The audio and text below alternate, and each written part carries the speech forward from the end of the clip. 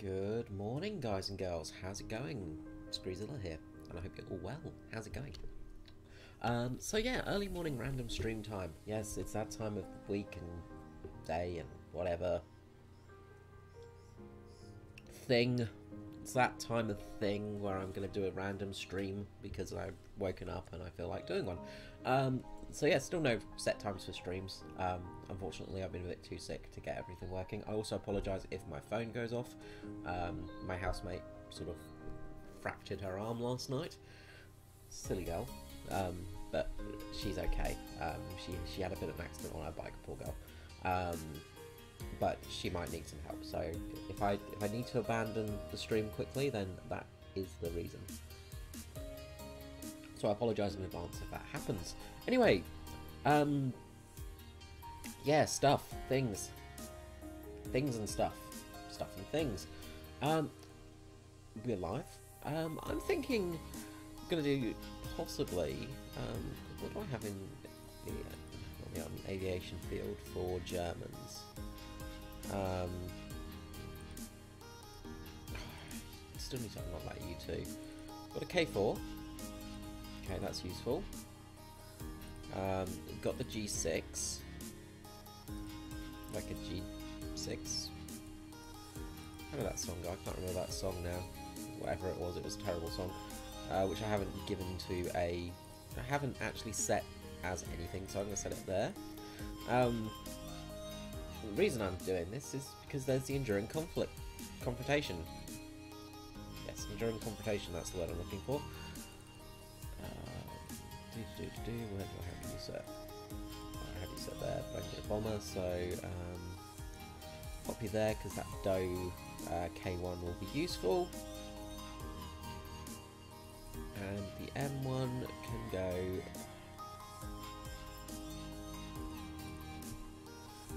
right there, like so. Because the enduring confrontation, on the bombs first on that thing. K1 is working. What am I doing on the G6? Need to work on those. That's fine. Housekeeping. The reason I'm doing that is because we've got enduring confrontation going on, and it's a bit different. It's this time, this episode. Basically, instead of the old standard enduring confrontation, I might just turn that music down a tiny bit. I'm a bit worried it might be a bit loud.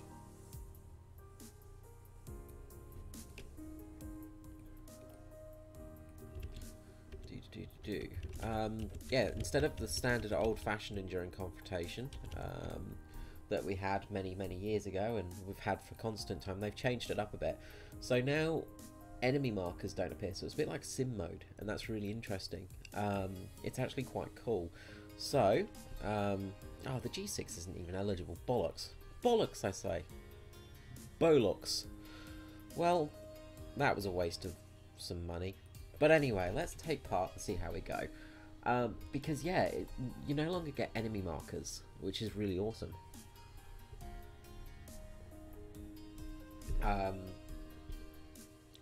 So it's changed how it really goes. It's made it very different. And the thing is, it's made it feasible for bombers to actually bomb in this mode now. We can actually do bombing runs, which excites me to no end. God, I'm a nerd. And it's terrible, but my nerd boner just goes way up when I can do proper bomb runs. And this mode would be great for basically teaming up with people as well, because like, holy crap, is it just perfect for that.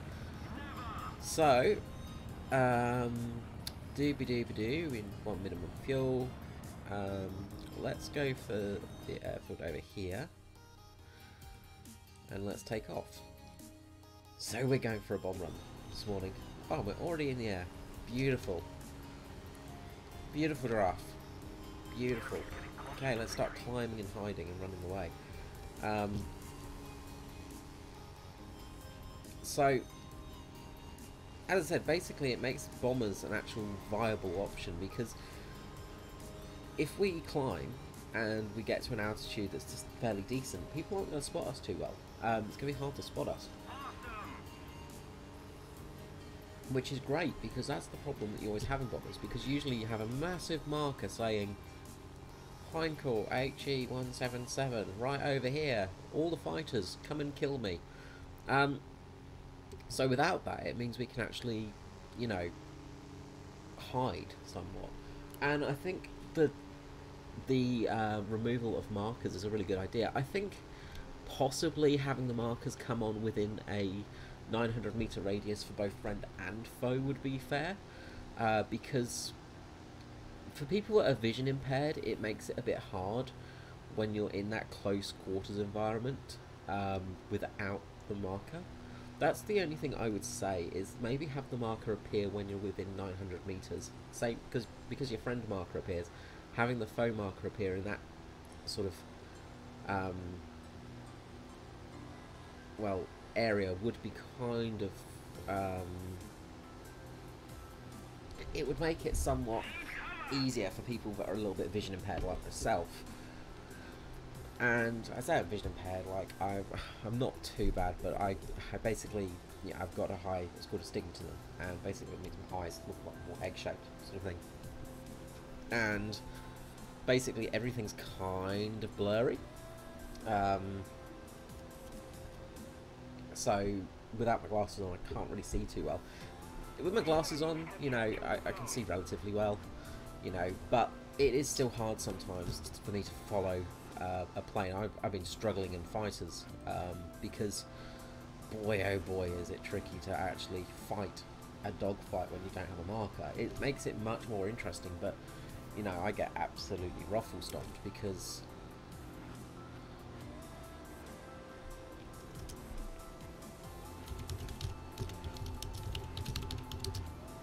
I don't know why people don't read the shit.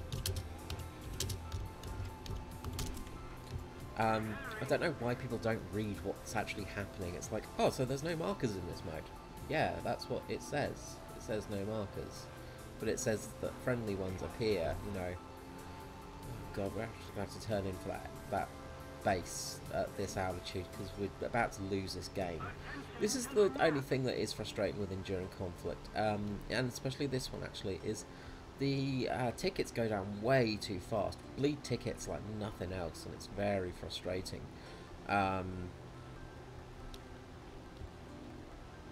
You know, like, there's no way we're going to pull back in this match. We've lost this match. And we've lost it, and I didn't even get to have a bomb run. That's the real frustrating part, and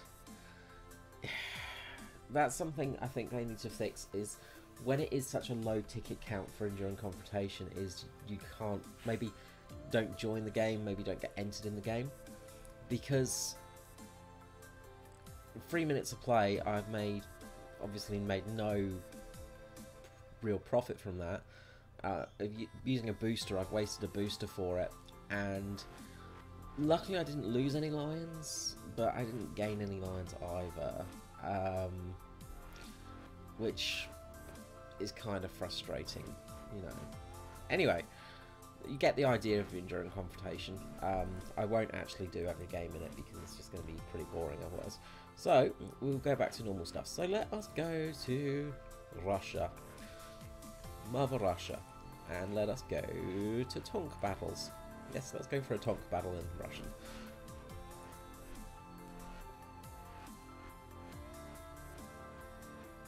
Good old Tonks.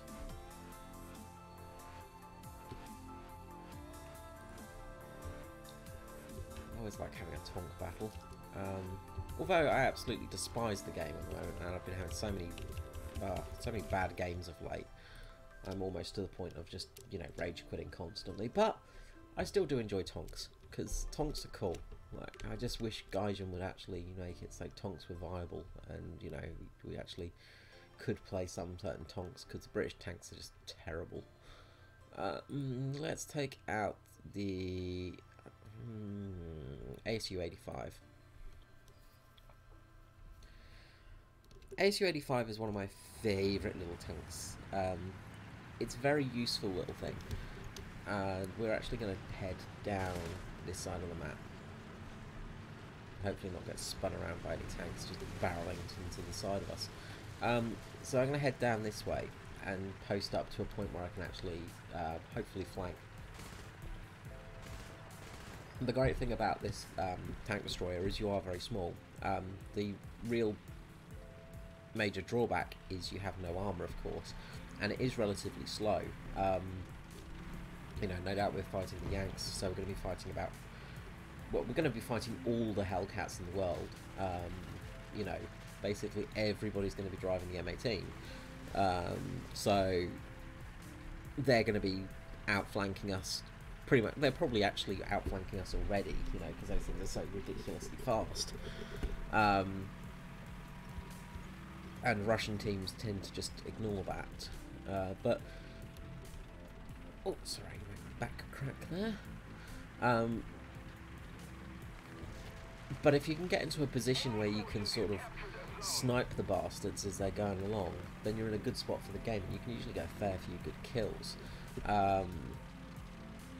The ASU-85 is just, it is good for that, because you've got the Heat FS shell, which is kind of an unfair shell, but you also have a fantastic APCBR, which is really quite useful against some tanks. If you can penetrate them, you've got enough penetration, you really can have a good time with this thing.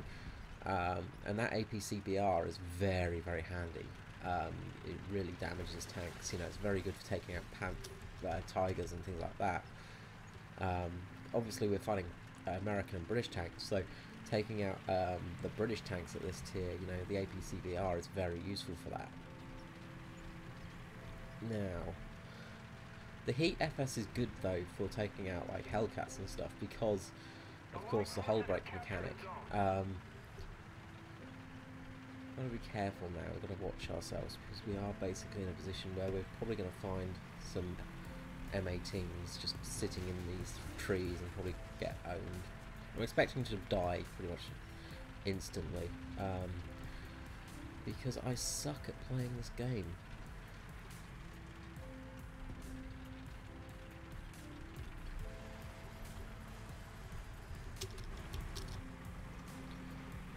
There we go. And there we go. So there's our first M18. That was a real lucky shot, in all honesty. But that's one M18 out of the game.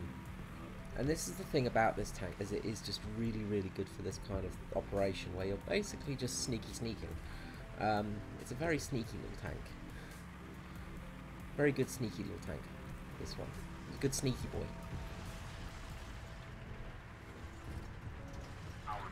But of course you have to be careful because that armour lacking does really affect you. You know, a 50 cal can wreck you, and AAA vehicles are really dangerous too. Chances are that M18 is going to spawn back in, or, you know, he's told his friends where I am, and then I'm going to get absolutely curb stomped by about 50 tanks seeking revenge for their fallen brother.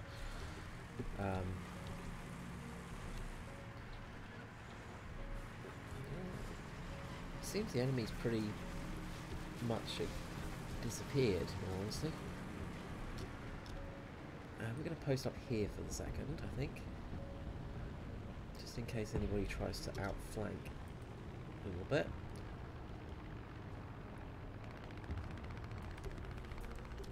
Okay, you can hear some fighting, you can hear some gunshots, some machine gun. Friendly. Okay. Basically want to keep an eye out across this field, really.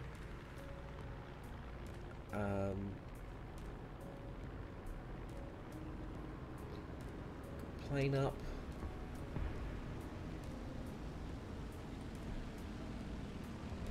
Now, let's keep an eye out, people.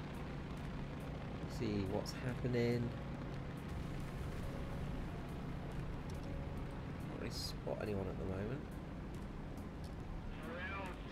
Odd. Obviously there's an M18 that's gone to A to decap it, because M18s.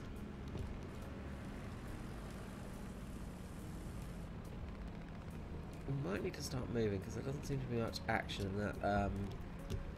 The Urza M10, of course, the Panther over there, or the War Crime Panther, as some people like to call it. It's posted up in a relatively good spot to catch people on the way to the B point. So we're going to see if we can find some people out here that are trying to snipe. So see what we can do. So we've got a good point on C here.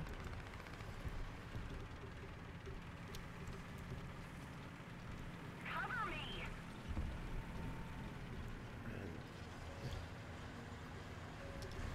What has he seen? Or she seen? What have they seen? Sorry. I should say they. Should be appropriate here. Gender neutral terms. Remember gender neutral terms, screen. Attention to the designated grid square. Okay, we've got a verbal or a kugel or something. Well, no, actually, because we're with the Germans, so it won't be that. We've got a AAA over there. Just over the crest of the hill, obviously.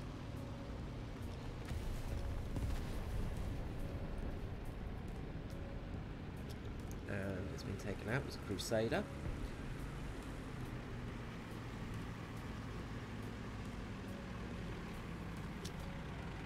Okay, let's see what we can spot.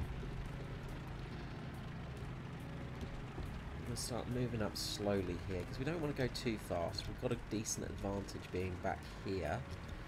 We're hopefully going to be behind some enemy vehicles.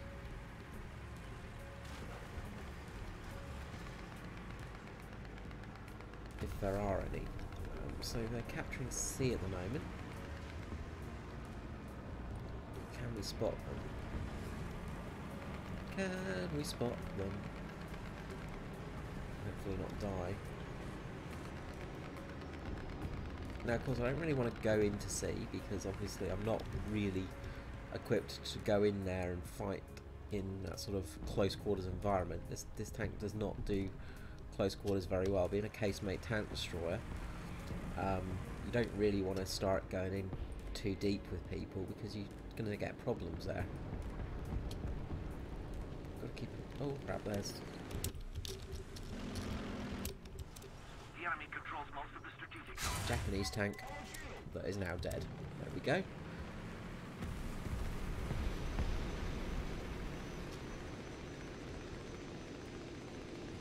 Right, what we got around here? And of course, one other bonus you got for this vehicle, being a light tank, is you can scout in it, and you can also repair friendly tanks. So that is a really handy part of this vehicle, and it really makes for a good aspect of it. Now, the Panther over there has died. I didn't know what killed it. I didn't actually see, because I wasn't looking.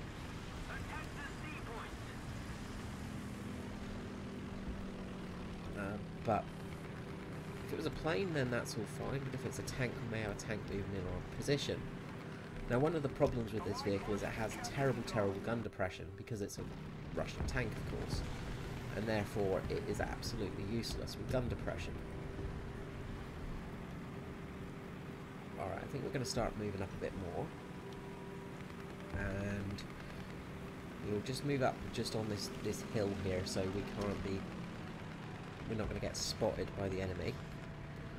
There is those AAA over there, and we've got to be careful of AAA because those are the most dangerous vehicles to us, AAA vehicles, because we don't have the armour to protect ourselves from them.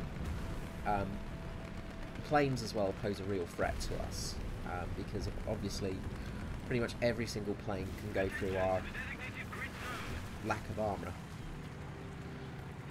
But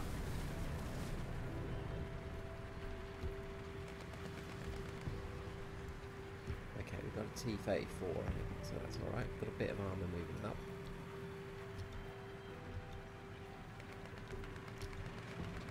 AAA just over the crest of that hill. I imagine there's a couple of them. I imagine we're being watched by somebody else here as well.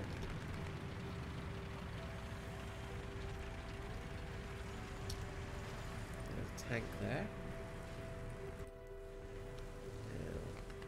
Just on that crest of the hill, so we just can't get it. Looks like it's a. Looks like an M6.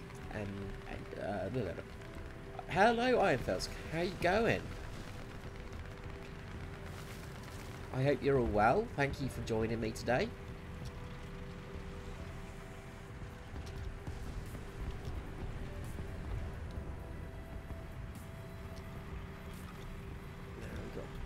AA vehicle there.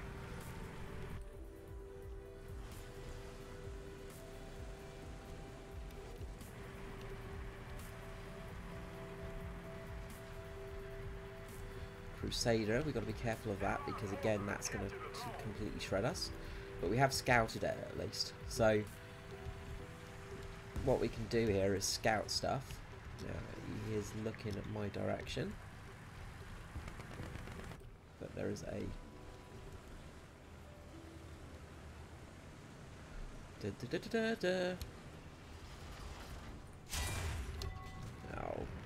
oh crap. Reload, reload, reload, reload, reload, reload.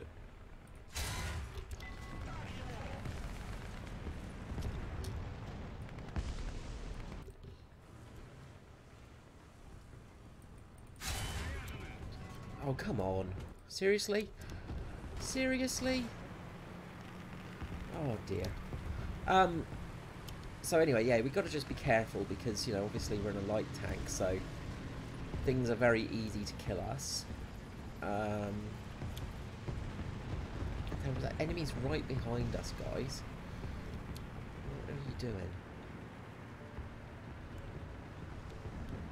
Where the hell is that enemy in here? Are they dead already?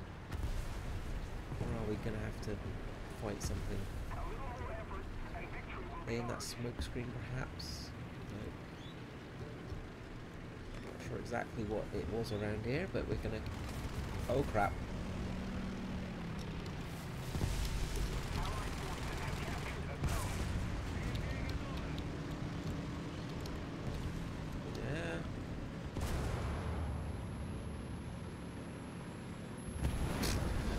And I think we survived that game. We just got lucky there right at the end. Sorry, went awfully quiet there, which is never good for streaming. So yeah, the ASU-85 is a good little tank. It's a good boy. It's a good boy, basically. It's like a little doggo. It's a fun little vehicle to take out. We did terribly that game. We got 2 kills, though. We still finished last. It's because we didn't cap anything, I imagine. Everybody was in the thousands, I was in the 8. But that's the thing, you know, you don't really get rewarded for killing in this game. It's basically the biggest reward you get is for basically capping, which it's just crazy. Anyway, let's get the filters put on. Finally, we got some decent horsepower. Righty ho, and we'll go for tracks next. Get that inclination done. So right, there we go.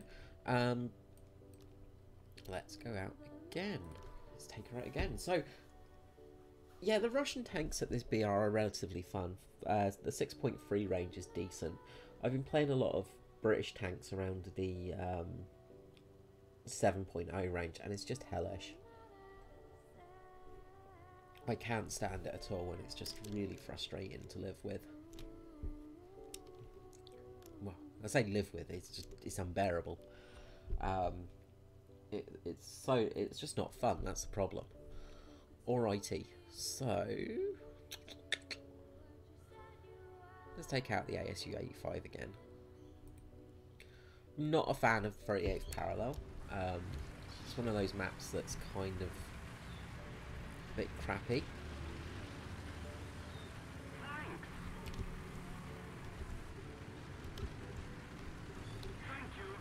Thank you, little PT-76. My little brother there.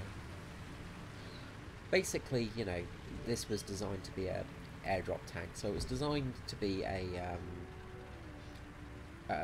parachute tank, pretty much. Designed to be parachuted into the battlefield. if we can climb up here. I doubt it. Nope. We can do that. Fair enough. That would be a really decent sniping spot up there, but I can't climb up there. But yeah, basically these were designed to be parachuted into the battlefield. And that's the thing, is they're not they're not an assault vehicle. They're not designed to assault, you know, enemy tanks head on. They're designed to be sneaky and to not go duking it out with a tank face to face, you know, trying to kill them with sheer firepower, with sort of armor protection and firepower. A bit like the PT-76, you know, it's not really designed for tank combat, although it can take out a tank. It's more designed for sort of anti-personnel, anti-bunker sort of fights. The Viet Cong used the PT-76 rather well in the Vietnam War because they had a tank that was amphibious, of course, and in Vietnam, and I guess same goes for Korea as well here, you've got a lot of rice paddies, and you've got a lot of swamps and a lot of waterways and things like that. And basically the PT-76 allowed the Viet Cong to actually go pretty much anywhere, which the Americans couldn't do with their tanks because they had, you know, things like the Patton and all that lot. So they struggled immensely for getting their tanks into a position that they could use them reliably. This is a terrible idea. This is a really stupid idea going up here, but we're going to do it because we are stupid. Well, I say we're going to go up here, but come on, you can do it. You can climb up here. A little bit ago.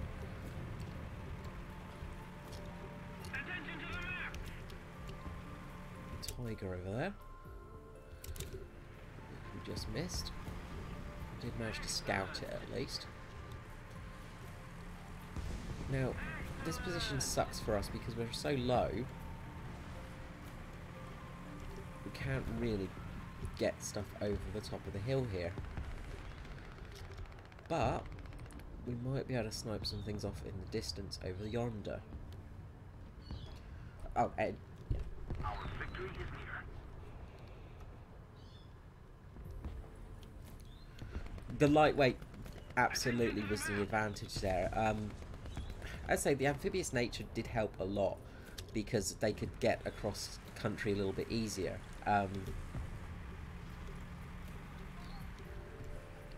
They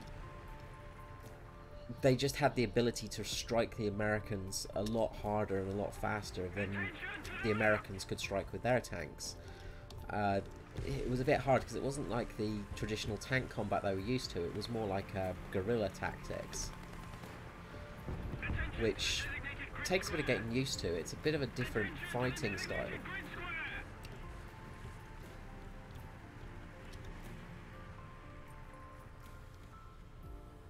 Can we spot anything?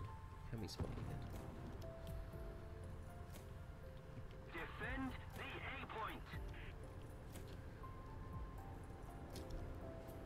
See, my Vietnam history is a little bit lacking, and I will absolutely admit that as well, because it's weird. In England, we don't really learn most of it.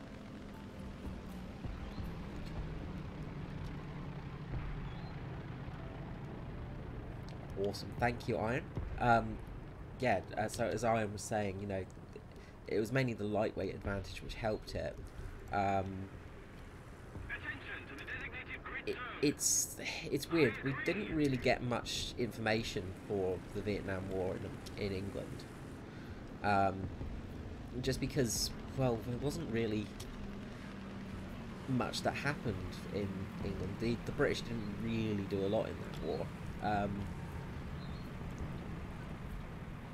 Because, you know, the British weren't involved. However, in Australia, we do have a lot of it.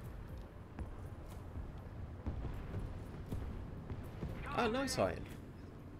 Yeah, I need to do some more reading on the Vietnam War, in all honesty, because it's one of those wars that I just really am lacking the knowledge on. And it's, I don't know, the Vietnam War to me was one of those Well, it wasn't technically a war, was it? It was, what did the Americans call it? What was the bollocks they came up with at the time? It was a...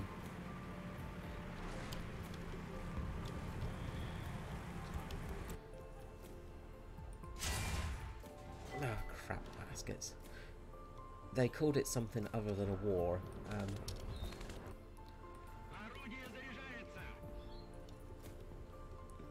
It's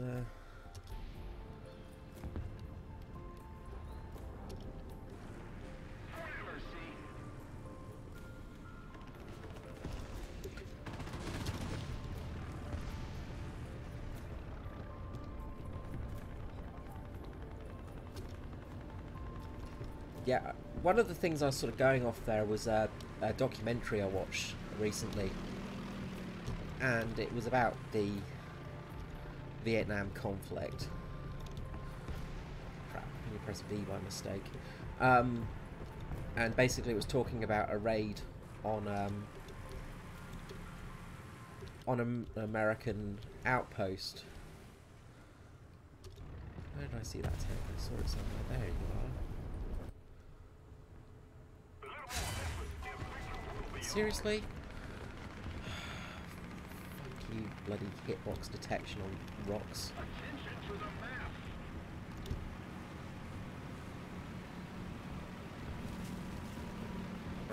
Back up here.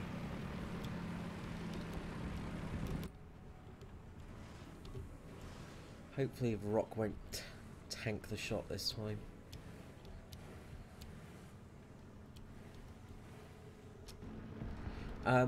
So yeah.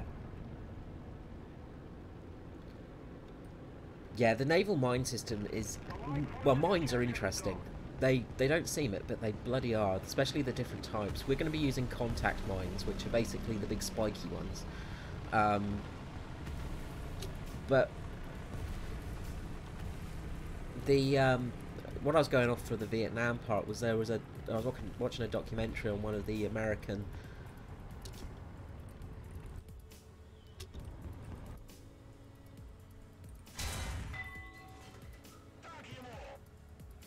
okay, I'll take that. Defend the A point. Can I get another hit on that guy?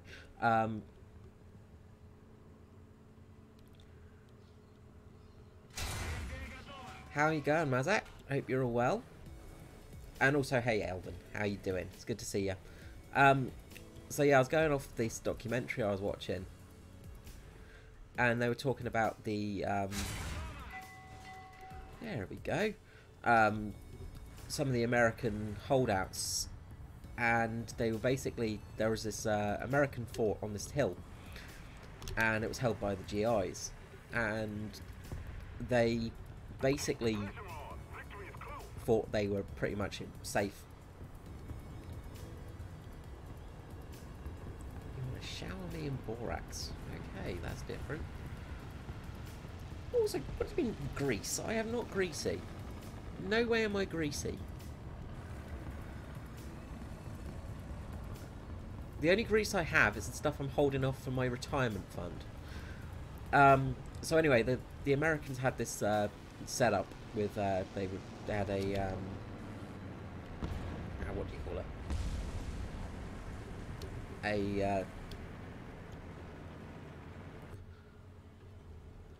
A setup where they were doing mortar strikes from. There you are.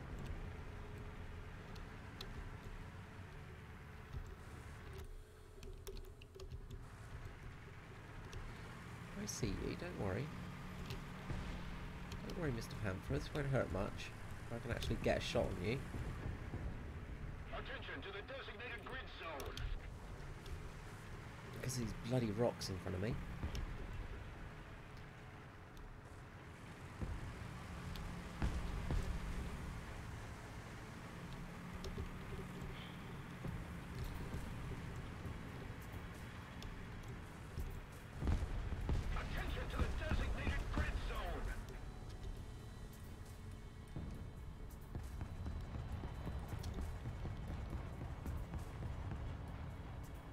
Now.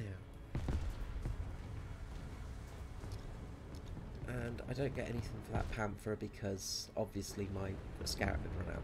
So yeah, the Americans had this this mortar position set up, and I love scouting, it's so broken. So they basically were on top of this hill.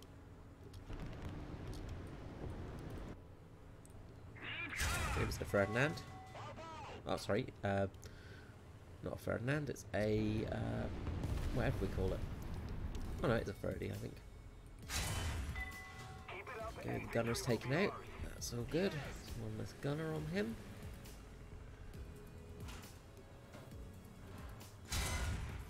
And we can't get any more shots on there. But we have scouted it at least. Come on guys, kill it. So yeah, the Americans were pretty safe up in this spot, and because they had water behind them. Yeah, I'm not sure how I've not been sniped yet. Like, this is a really dumb position to be in, and somehow I'm making it work. Which I've got no idea about. You know, it makes no sense to me whatsoever. You know, especially with my luck. So basically the Americans had this setup and they were pretty confident in it, and they had a lot of water behind them, so they thought they were safe because they were like, well, nothing's going to be able to cross that. So anyway, a unit of the Vietnamese, the NVA, came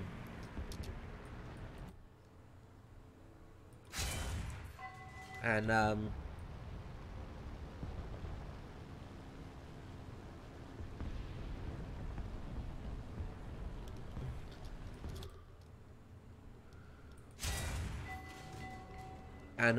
they basically crossed the waterways behind this this post, and seriously, hit the ammo, does nothing.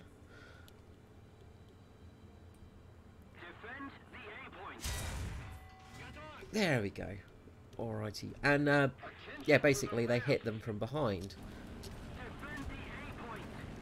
and the Americans were completely thrown off guard. They did have some RPGs that they could use against them, and they did manage to sort of defend themselves from this attack. But it was very interesting. You know, the PT-76 was quite a deadly tank for that because, you know, it was really good for taking out personnel and bunkers. But yes, on to the mines. Yeah, because we're getting naval mines soon. Like, the contact naval mines with the glass vials are very interesting. It's just amazing how they got these mines to work. The magnetic mines as well are very interesting too. Like, they're well worth a look at. It's just amazing how these things were made. You know, they're just bloody mental.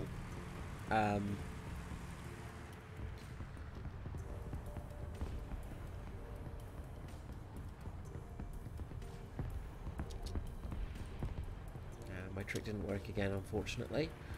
But it's ridiculous adding the mines in without having an effective mine-sweeping system. Like, they're adding in a weapon again without having...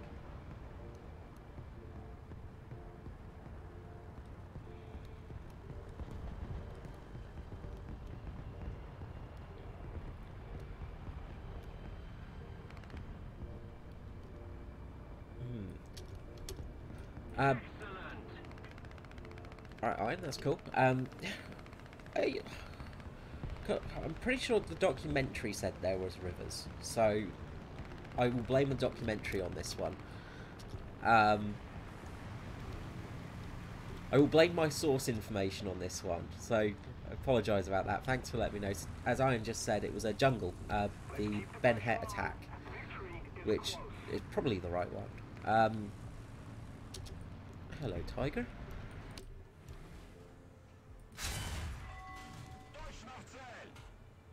Oh, crap. Well, this is me dead.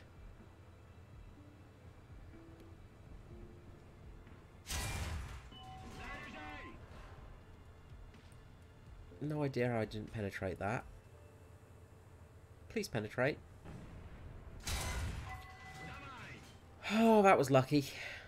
Defend the A point. Bravo. Well done. That was more luck than skill there.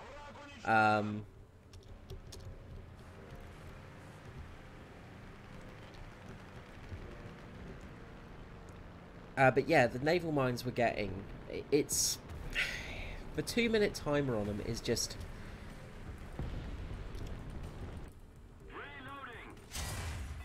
It feels really useless because 2 minutes is just not long enough for a mine to be set.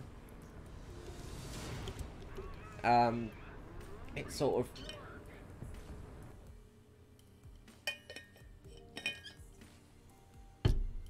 It just doesn't really... Yeah, I think I will, Elvin. I think I'm going to get one, because that was just ridiculous that I could stay there that long. Alright, let's head to the hangar and let's jump into a plane. Let's get some air combat. And I think I know what I'm going to start off in. I am going to jump into my ever-favourite, the F-84, which is just... I adore this plane now. This is possibly my favourite jet in-game now.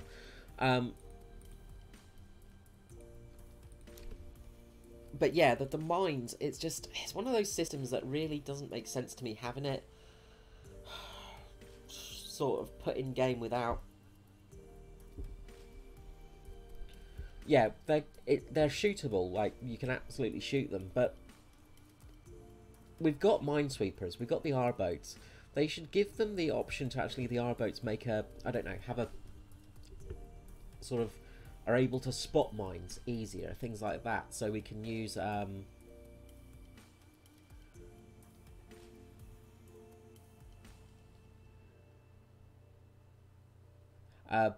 Russian scams money. Oh, do you mean golden eagles? Yeah, I know. I am a dirty scrub that buys golden eagles now and again. But having the R-boats capable of, say, spotting the mines a bit earlier would be really interesting gameplay. Of course, we can shoot the mines to take them out, but the deeper mines, I think, are going to be a bit harder to hit. And it would just be really useful to actually give the R-boats the ability to spot them easier or take out these deep water mines, because I think it would encourage teamwork. And just having them on a 2-minute timer just makes them kind of useless, because if you just sail into a cap zone and just unload all your mines in there, you've only got 2 minutes for the enemy to sail in, and generally it takes...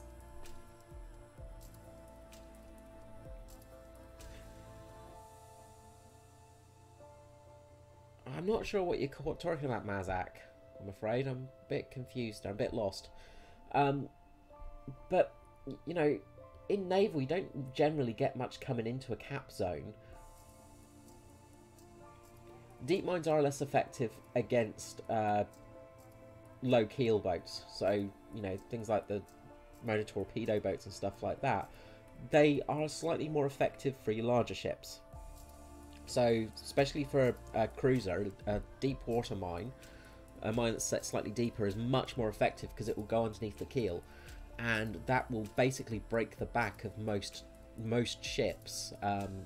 Even battleships are affected by that. It can really be dangerous.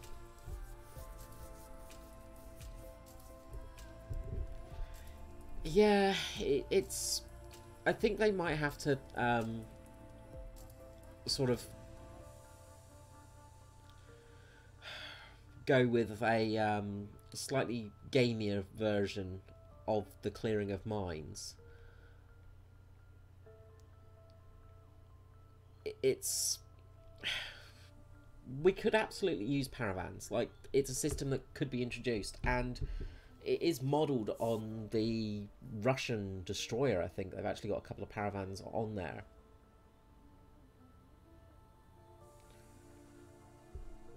Yeah, and that's it. Basically, a paravan is... It basically looks like a torpedo. So what happens is the ship tows it. So sorry, I'm fast. I know you know what we're talking about, but just in case anybody else is a bit confused. So basically, it tows it behind the ship, and it has... it's got some blades on it, so it will cut the mine's anchor point, and then the mine will sail to the top, and then you can detonate it.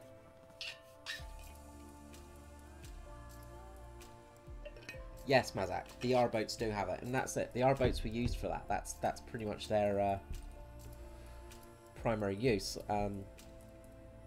Well, Wix, I'm actually going out of the thing, but the R boats which are the R boat. I've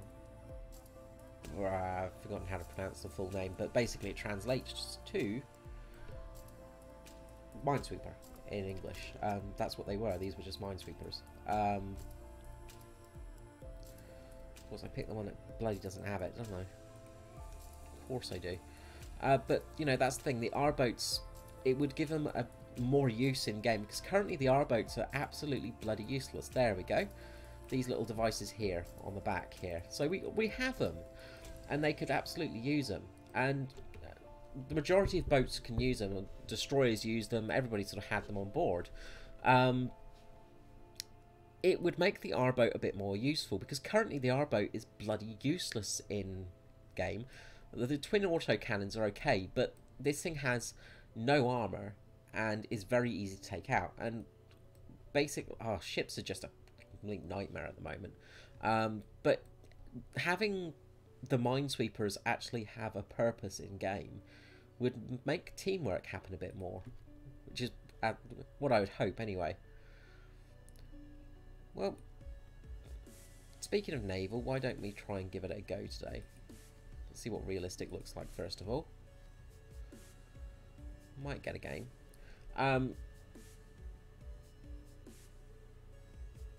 Thank you very much, Ian. It's useful having a German speaker. Rambled. So directly translated as clearing boat. But yeah, we have them in game. We might as well bloody use them. And having an actual mine system in game would set War Thunder apart from World of Warships, because the problem a lot of people have at the moment is they play ships, and there's no real difference between War Thunder and World of Warships. Like, there really isn't that much difference between the two games, in all honesty. The main difference, of course, is you do have a modular damage system, and it's much more advanced in the damage system. But yeah, it doesn't look like we're gonna get a ship battle right there. I was being way too optimistic there to get a ship battle. It's one of those things that's basically, it needs to have a gimmick to make it different from those games. Now, with World of Warships getting submarines soon, well, testing submarines at least, if War Thunder can put submarines into the game first, then that's going to make people come to War Thunder, because they're going to be like, oh, submarines, shiny. And the whole thing of saying submarines, oh, they wouldn't work in War Thunder, yah, rah, rah, it's basically the same as helicopters in tanks, really.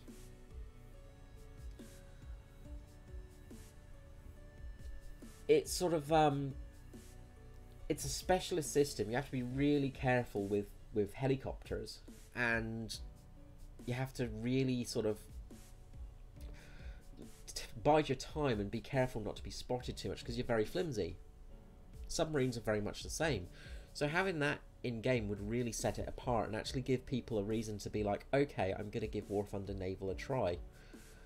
Man's like, yeah, look, it's not the same game. Like, that's the thing. War Thunder and World of Warships are not the same thing, but the player base that they want to hit are those people that are interested in naval combat.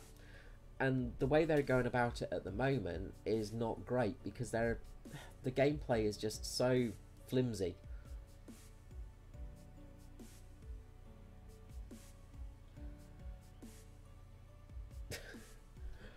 Thanks, Mazak. Like, it's more a thing of the player base, really. Honestly, I'm quite good at naval. I do enjoy it, but Fleet in War Thunder, we have to admit that it is this thing of majority of players aren't going to enjoy it because of the way it's set up, and there are issues. There are so many problems in it still. the the reason I'm comparing the two is it's not a great comparison because they are very different games. You know, one's very arcade, one's very more realistic based. But you want to be aiming at that player base, and that's the thing.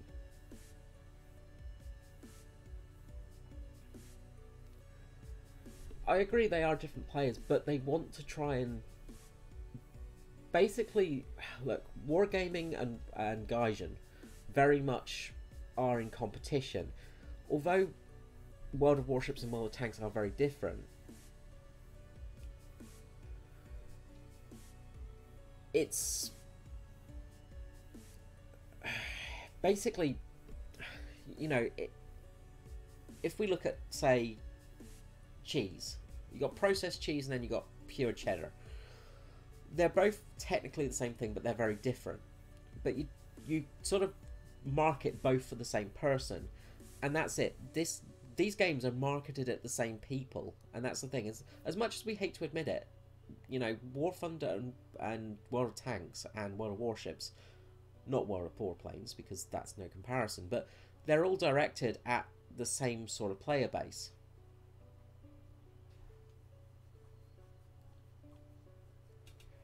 You'd be surprised, there are lots of people that do still play those games. They do play both of them, and they do sort of compare them. And the problem is it's the casual sort of half and half gamers that they are trying to aim at, and that's the gamers that play sort of the World of Tanks, sort of World of Warships aspect, that War Thunder want to get over to their game. Gaijin want to basically get these player bases in there. And hey, Stephen White, how are you going? One of our followers on Twitch there. So if you don't see his messages, you're just on Twitch there. So you should see him up on screen, but not in your chats, maybe.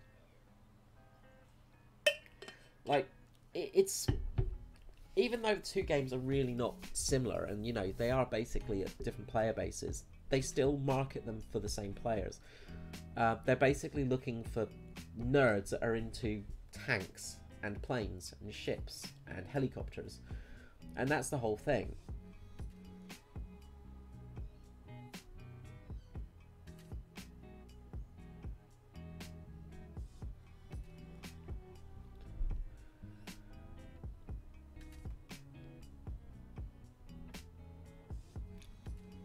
Are you saying we're the connoisseurs because we play War Thunder?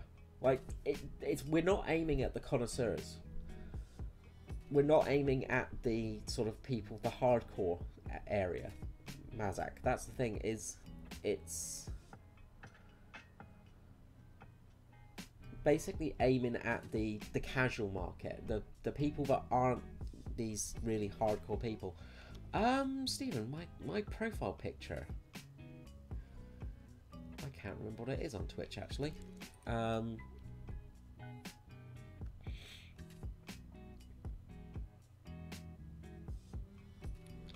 Why did I didn't, I'm pretty sure I had realistic battles put on. Why am I in arcade? Well, this is going to be horrible. Yeah, it's a it is a drawing that's been done for me. It's basically a drawing of me as a lizard, turning into a lizard.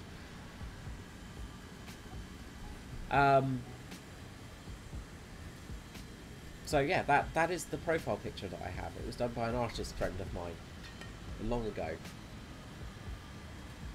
So it's slightly better quality than my usual sketches, my silly sketches, which are really quite stupid, but they're fun.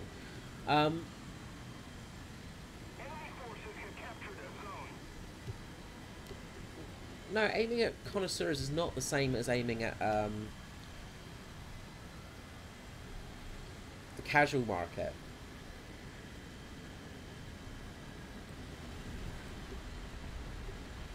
Doobie-doobie-doo. Play an arcade, it feels wrong. I don't enjoy arcade.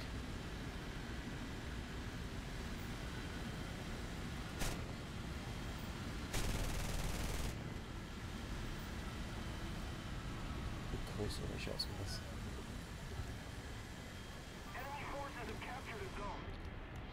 Ugh, arcade just feels wrong to me, I hate it. Closer to victory. No, I'm not making the grouping of the connoisseurs. As I said, I'm sort of going more towards the casual player base rather than the main player base. Oh, well done, buddy. Oh, CL bollocks.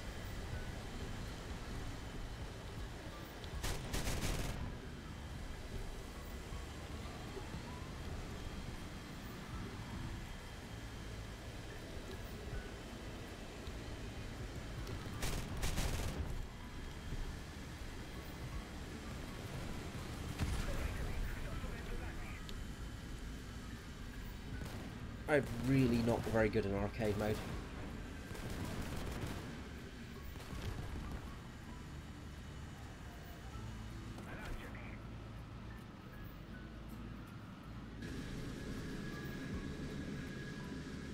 Yeah, Fesk, there aren't many that actually are basically meant to be laying mines either. There's not many mine layers.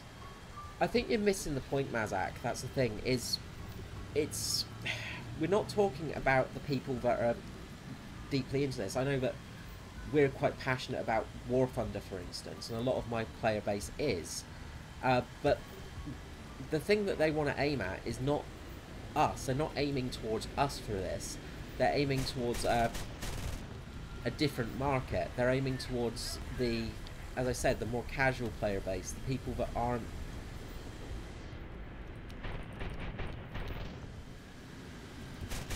necessarily going to be buying, that aren't necessarily being. God, I am really bad at arcade mode. I'm probably going to die again here. I'm just not used to it. It's just, everything's just too quick. They're aiming at the more casual players, the people that aren't looking to be playing this constantly. God, it's just the controls are just so twitchy and horrible. I hate arcade mode. It feels so wrong. Really mad props to these players that are actually good at this, because it's just bloody impossible.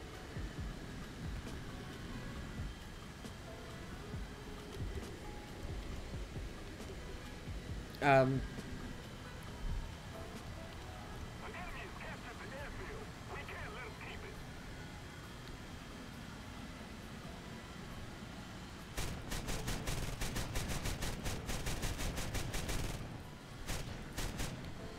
hate this wobbly play that people do in arcade as well. It's just basically designed to take you, to make you miss and stuff.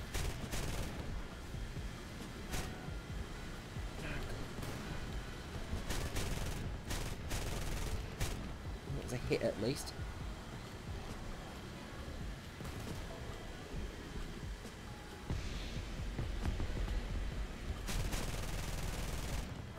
Some hits at least.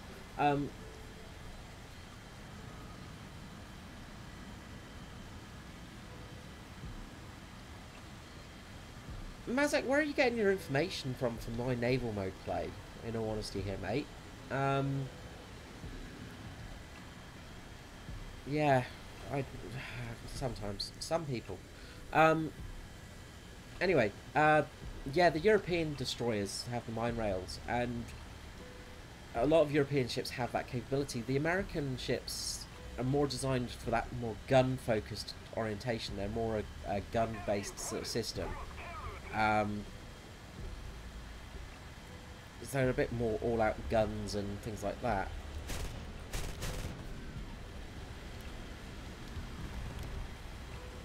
Go head on here. Good old Ram. Good old Ram. Gotta love him. So alright, take out G19 then.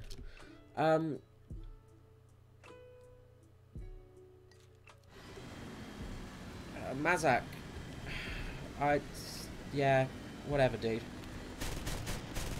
Like, whatever.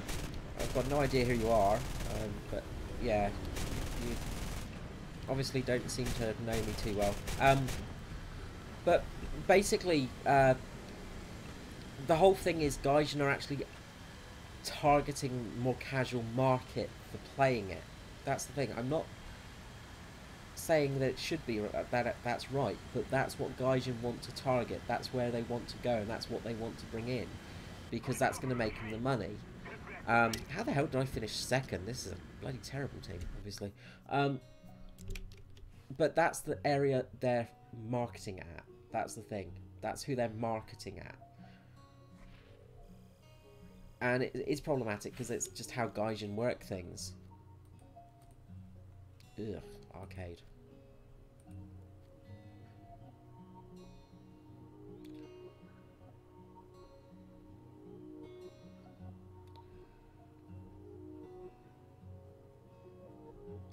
I was talking about the blind fire over islands, if that's what you're talking about.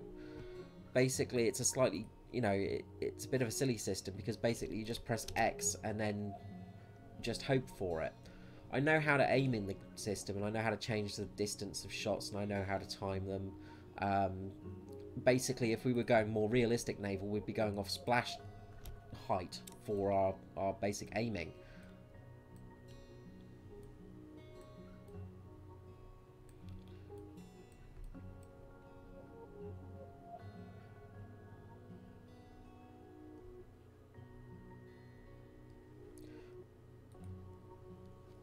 See if we can actually get a battle. Honestly, don't think we will, because there's not many players.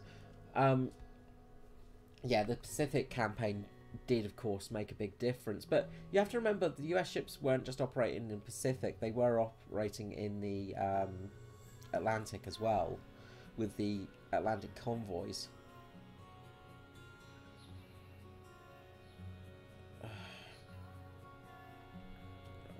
Yeah. So, you know, it was a thing with the Americans. They were very... There wasn't that... But they had the mine warfare around the coastal areas of America, of course. They did have their mines there. But they were very... it's almost arrogant, because they were very much of the fort... They couldn't get hit. It's why they got surprised so much when there were submarines, you know, off the coast.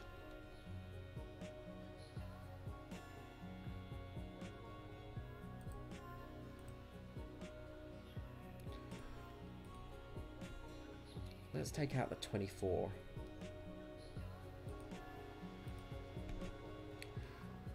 And, you know, being so close to... what am I saying? Yeah, the Americans tended to be very, as I said, a little bit arrogant. Ah, hello, das Boots. Welcome. Yeah.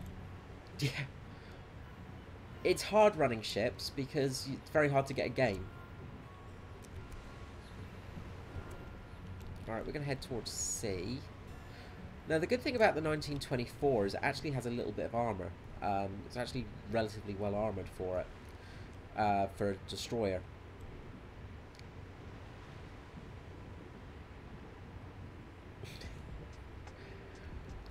Look, I must admit, using the Fritz X in naval is pretty rewarding. It does make you feel decent.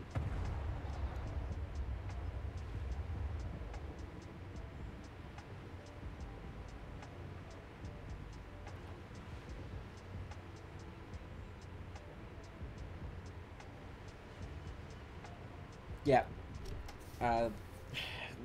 They really need to get German torpedoes working a bit better and get actual German torpedo planes in the game. I mean, they could even add the naval variants of the Stuka and the BF-109.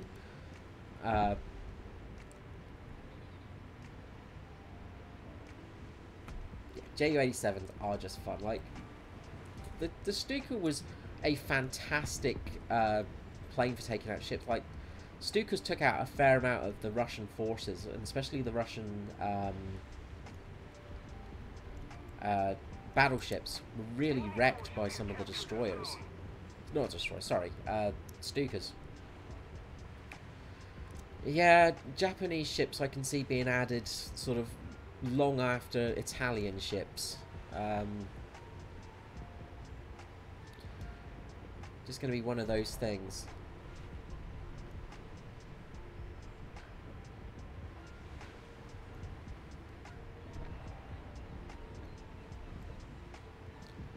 So I'm hoping they add them sooner, but it's going to be like they're finally getting it into open next patch, of course, and with the addition of British ships as well, it will be nice to actually have them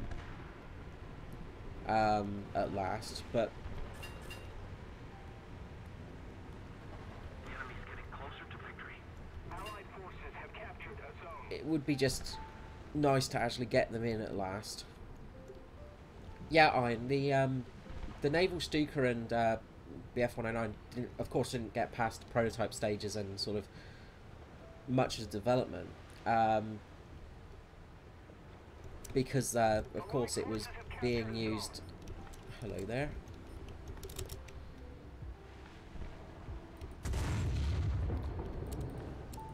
It was going to be used for the Graf Zeppelin.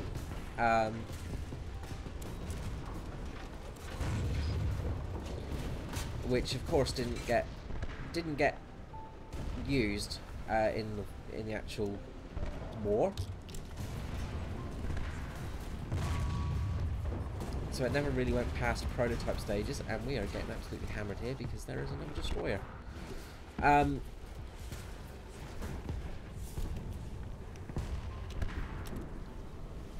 Yep, we do not want to be that close to a Calgaster. And they've got some decent support there as well. But being that, you know, Gaijin, The enemy controls most of the strategic zones.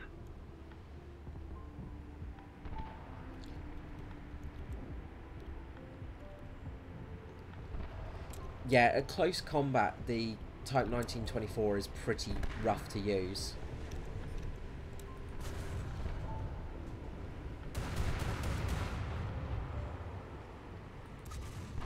Go. Because it's just, it will set off all the fuses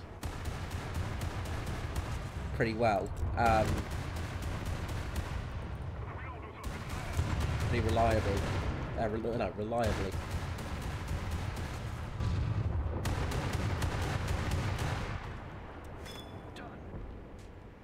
There we go, that is one dead Calgaster, or Calgaster.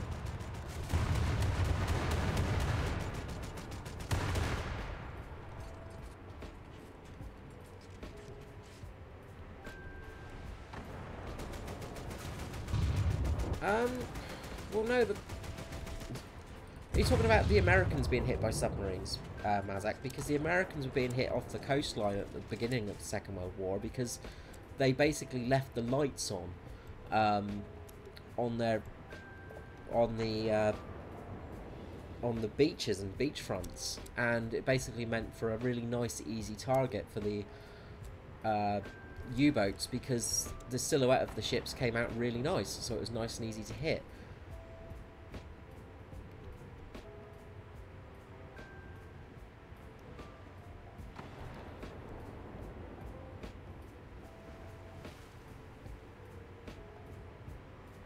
Yeah, but the thing is, it was an arrogance. I look, I have utmost respect. My grandfather was a naval officer. He was part of the Arctic convoys, but the Americans didn't develop any of the anti-submarine warfare very well. Like, they ignored the British systems and weren't using the British system.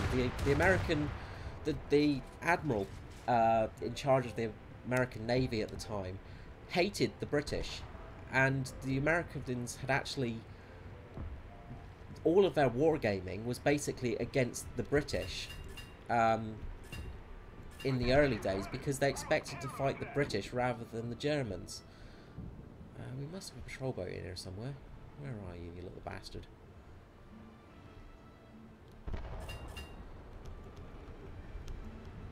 There you are. Okay, that's right. Got the back of you.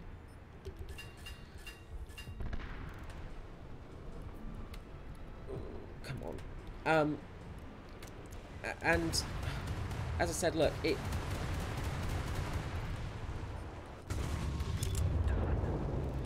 Okay, that's one dead boat. But the thing was, the Americans didn't counter in for the submarines, the German submarines. They basically ignored the German submarine threat. And it cost them dearly, unfortunately, because it was just, as I said, it was arrogance on their part, and it's not. I'm not talking about the everyday sailors here. I'm not talking about the people on the ships. I'm talking about the higher ups and the admiralty and things like that. That's the problem. Is it's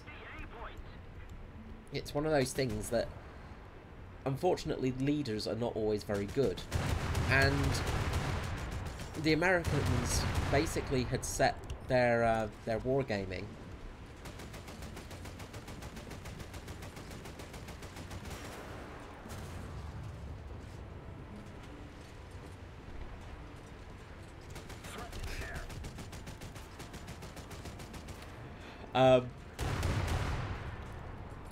like they basically ignored the British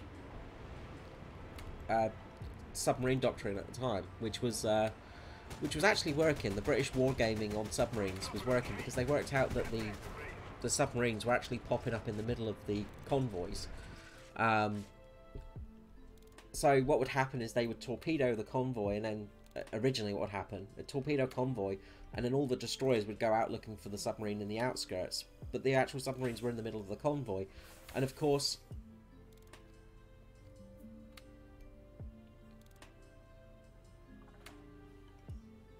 there was that as well, Iron, the US coastline. But in the Atlantic, where they were actually getting hit the hardest, it's because the Americans weren't listening to the English, who were telling them that, look, what happens is the German submarines will pop up in your convoys, so you actually got to almost go into your convoys to take out the submarines.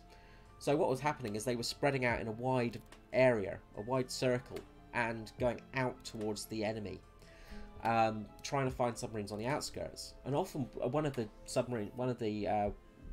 Wolfpack tactics was simply having a submarine stationed far away, popping it up for surfacing so that the destroyers would see it. Destroyers would give chase, and then there would be no one around to guard the convoys. And it was a actual wargaming station. I can't remember the actual name of the team. I'll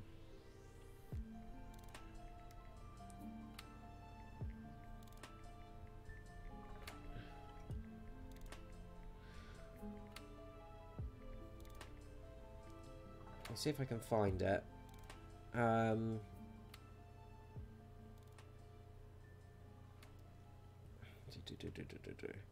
But basically, it was a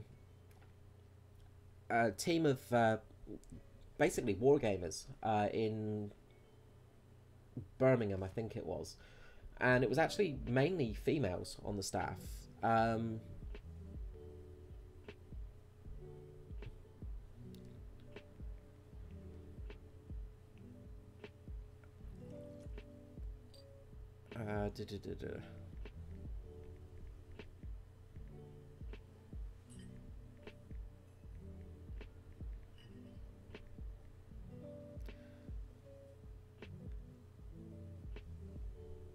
There we go, Captain Gilbert Roberts.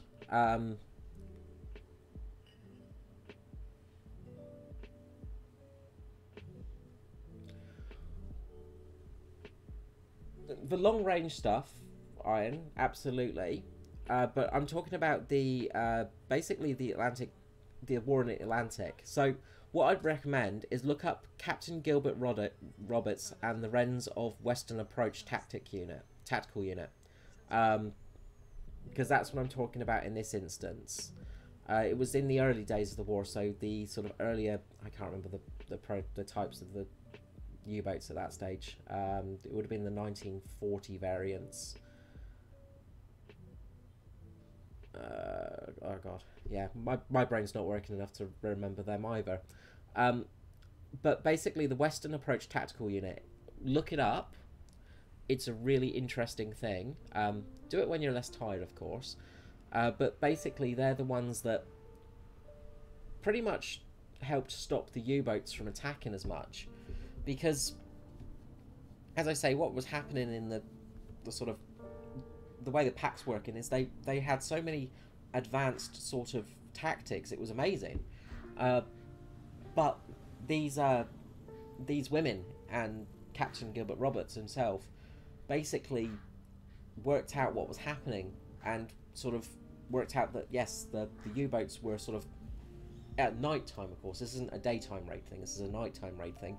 Were surfacing in the middle of the actual main convoys to hide themselves, and they were sort of sailing underneath the convoys to hide their propeller sounds and things like that, so they could basically go on there without sonar detecting them, without the Aztec systems, yeah, Aztec, getting them.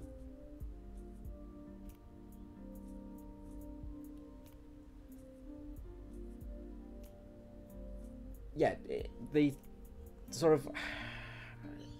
it would have been about 1941, so just as they were starting to use more of the pack tactics.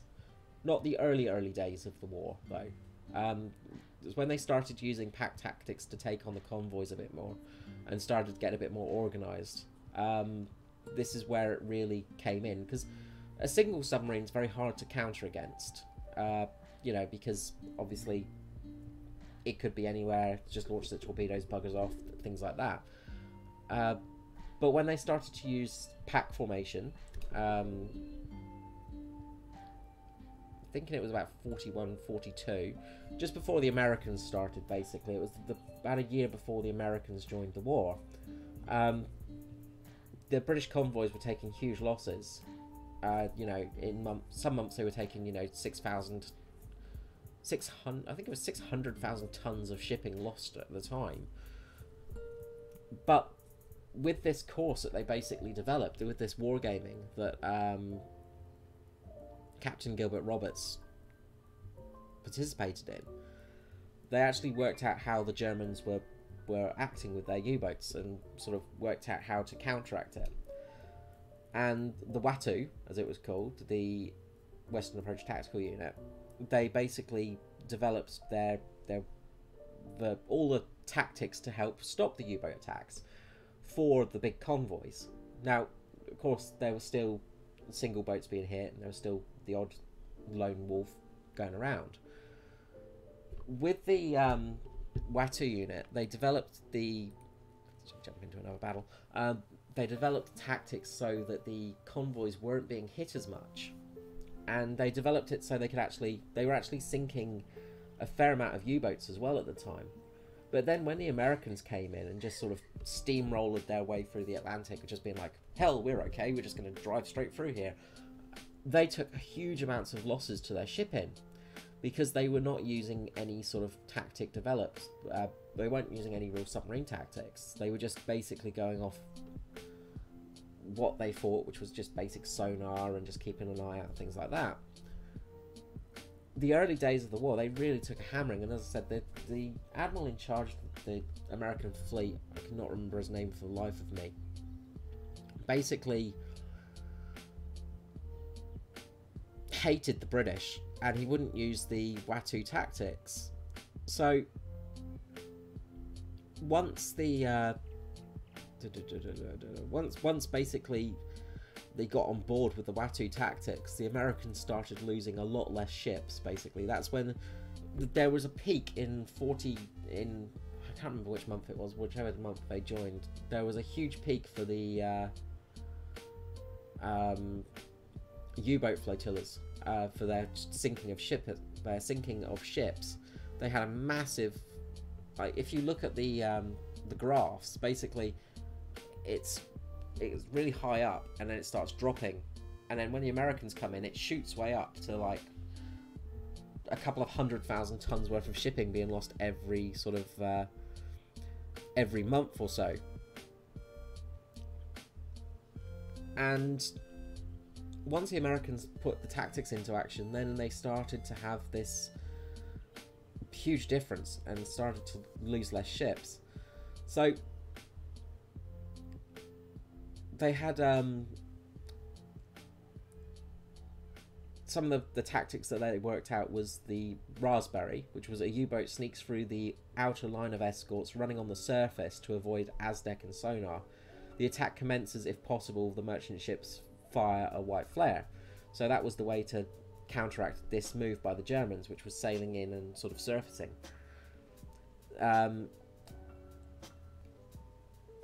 The other option was the U-boat dives and lets the convoy run over her position.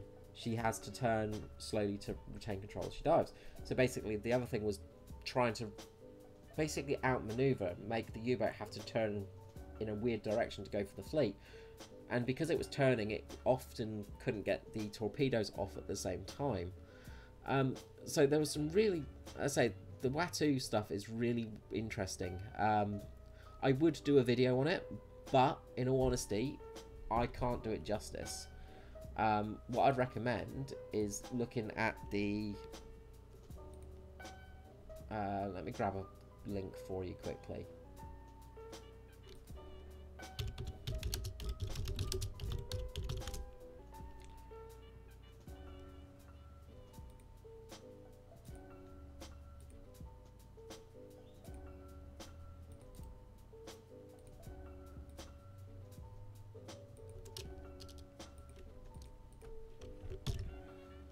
There we go. So that link there, basically it's a YouTuber called Lindy Beige, and he is well worth looking at, and this video is well worth watching. It's really quite interesting and explains it in much better detail than I can. Because yeah, there's a lot of information on there.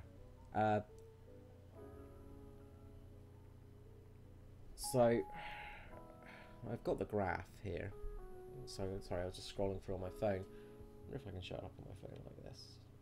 So this is the graph of the loss of shipping, and as you can see, it starts going down, down, down, and then it shoots up, and that's the graph just on the top line there. Whoop. I know I could just do this by putting a screenshot in there, but basically this is the graph that I'm talking about, and it's amazing the amount of shipping that was lost just because of the arrogance of this bloody one American admiral.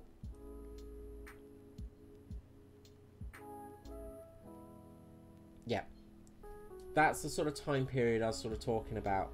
Like, they were...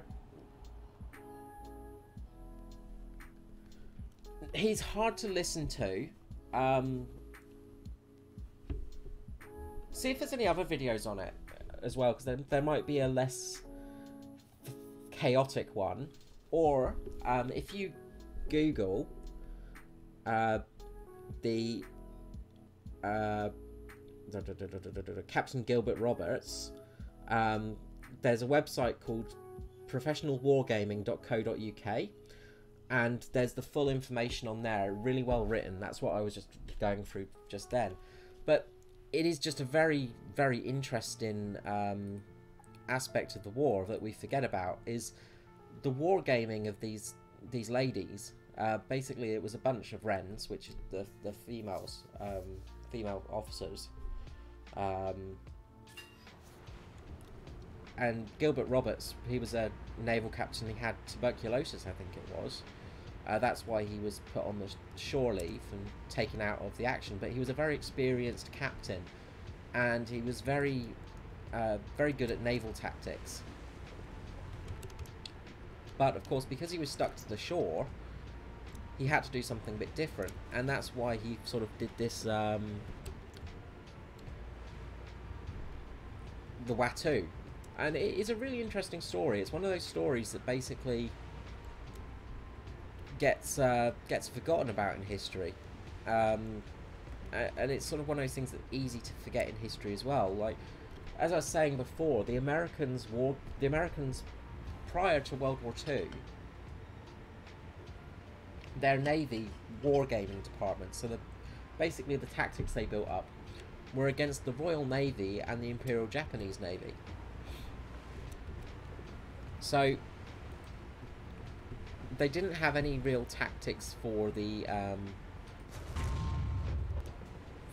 German Navy at the time, because they hadn't really counted into the German Navy being part of the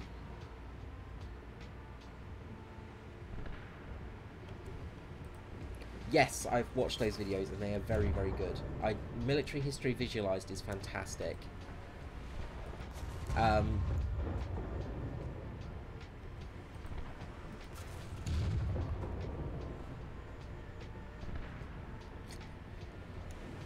Yeah, it tends to be a little bit better with Military History Visualized. It's just, I don't know if they've got anything on the Watu. I imagine they would, no doubt. But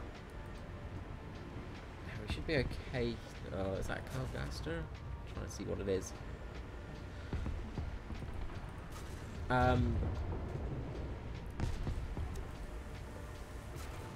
But luckily the video on the Watu that Lindy Beige did is actually quite accurate, so it's one of those videos that's actually not too bad from him. And sorry, but I'm terrible at giving information as I play for history stuff.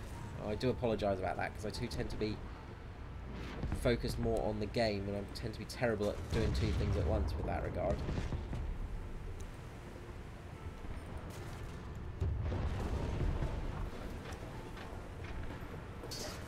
I'm going to get out of here, because this is a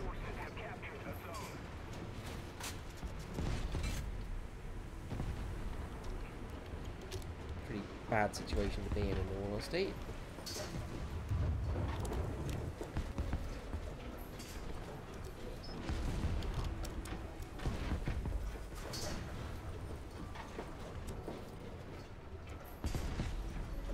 Attracted the fire of every single ship now. I'm gonna hit right on his ammunition, but we didn't do anything to him, unfortunately.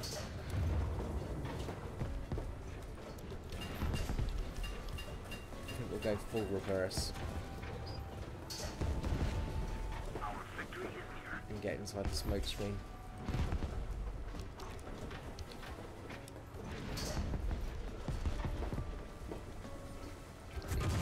The thing with the Atlantic fight as well is there's so much information to be had on it. Like, it's such a big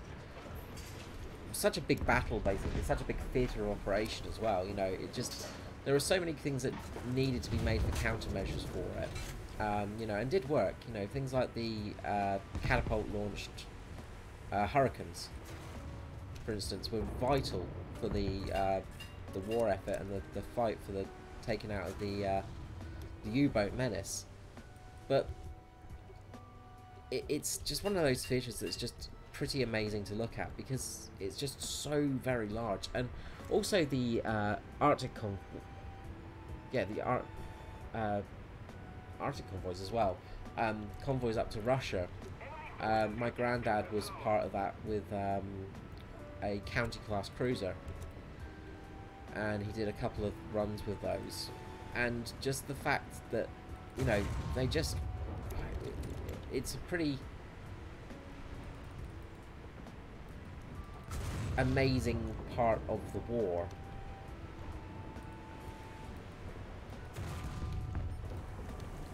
And there's just so much, there was just so much involved with those convoys. You know, so many people.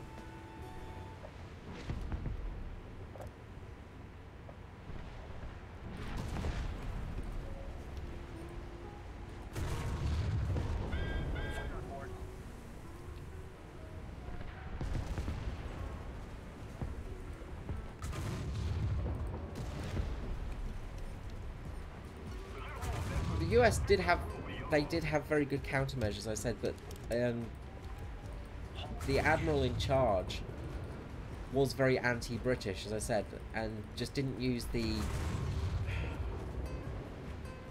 the information available to him to really get the best job done, unfortunately. You know, I'm not saying the Americans were useless, like, don't get me wrong, they did some amazing work there, but it's just one of those things that, unfortunately, if they had sort of put a little bit more faith in the British systems, they could have prevented a few losses for their shipping.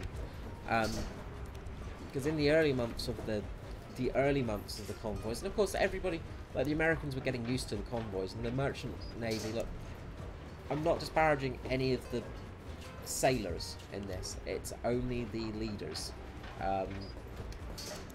The blackout ruling was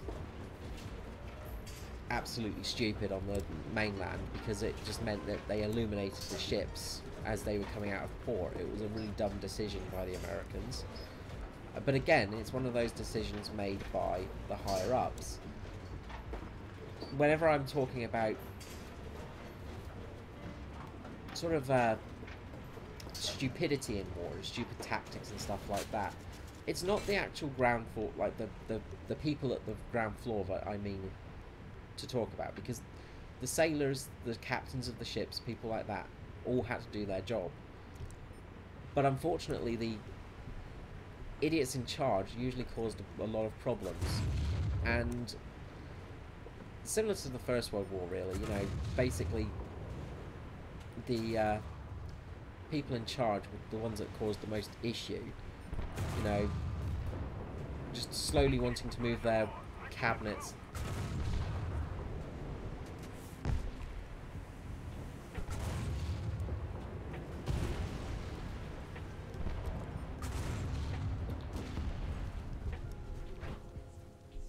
I wonder if we're talking about the same person here, because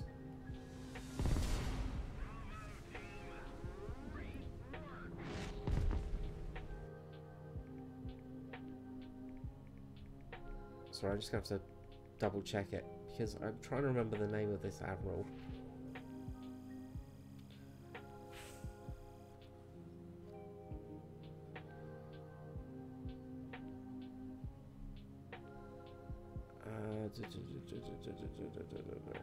I'll have to look it up later, I think.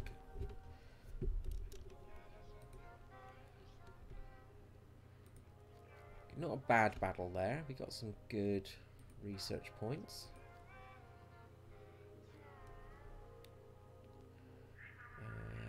Research the...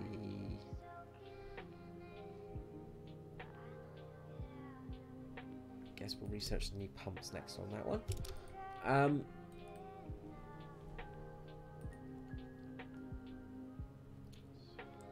I'm just wondering if...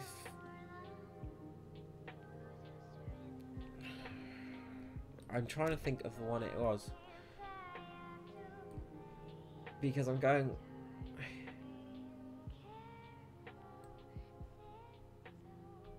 I think that might be one. Because I'm going off of what I've, you know, things I've read through books, online, and also watched in documentaries here, you know, and I'm sure we both do the same thing. So, you know, it's that thing of, you know, like,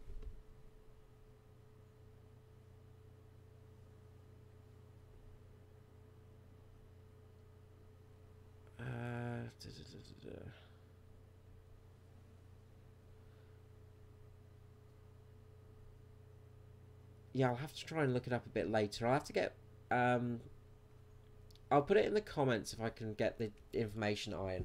I'll try and get the information on my part, because, as I said, the trouble is with history, of course, is it can be very different from person to person and from source to source, which is problematic sometimes, because, you know, history is written by the winners most of the time.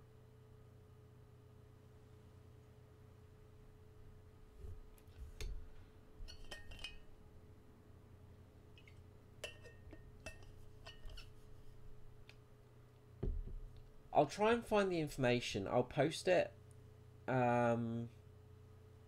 Are you in any of the discords with Koala or Ash, perchance?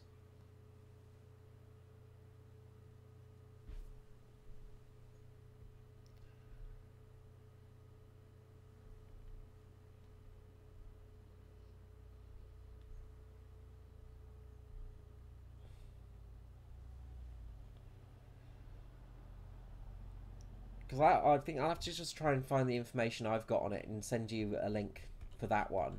Because, as I said, like, it is very tricky when you've got different sources and different parts of it. Because it, you know, as I said, history is one of those tricky things. And it's good. I really do enjoy your feedback and your chatting here. Because it is really good. Because it's good to have the different opinions as well.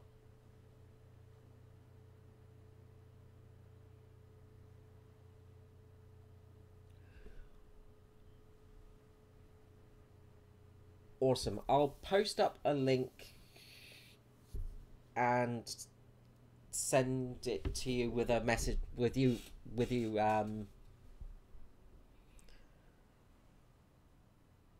awesome, cheers. I'll post up a link of the one I've got. I'll try and find it somewhere. As I said, this is stuff that I read, you know, probably about a year or two ago. So also there is my memory that is not so great, as everybody knows. Especially seeing as I've not had too many coffees. Awesome.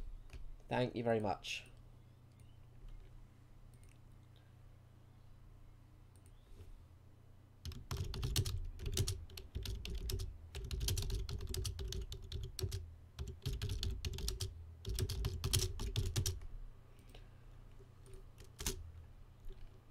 So I will do that a bit later on for you. But yeah, as I say, it's one of those things. History. It's very, very tricky, and also one of the great things I find with the internet nowadays, and you know, especially having the aspects being that you're in Germany and having the German side of the stories. One of the things I was very lucky to have was when I was growing up in England. I knew a lot of veterans, and I'd met veterans from the First World War and the Second World War, which was amazing, and I'm very privileged to have met First World War veterans, because there were not many of them back when I was young, and I don't think there are any left now. And it was so interesting to get their opinions of things. But one of the things I was really lucky with is in the town I lived in, we had a member of the Kriegsmarine, and we also had a Luftwaffe. He was a navigator and a bombardier on a 111. So I got their side of the story, so to say, and it was really interesting speaking to members of the German military from the Second World War, because you know, in film and everything like that, all Germans are depicted as the bad guys, you know, which is just bollocks. It's like, I was so angry at Wonder Woman. The way they portrayed the Germans in that for the First World War is just ridiculous, you know. It's just like, they basically just wanted to have Nazis in their movie, so they just made the Germans as Nazis as usual, which they do for everything apparently.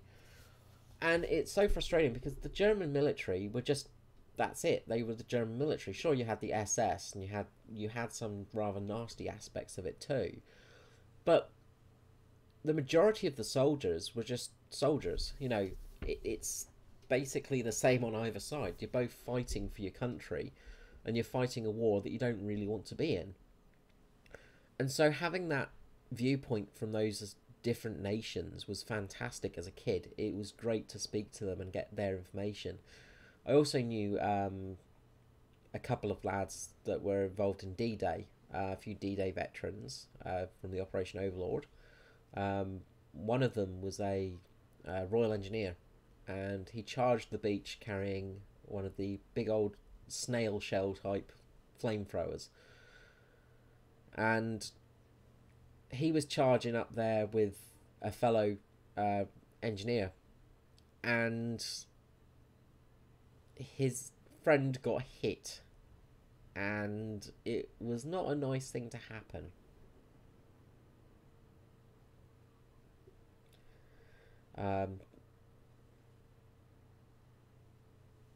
No worries, Iron. I will send it to you on Discord. Thank you so much for coming out tonight. I hope you enjoyed the stream and hope you enjoyed the sort of bit of history chat there. It's as always, it's a pleasure chatting with you, and thank you so much for watching, and enjoy your sleep.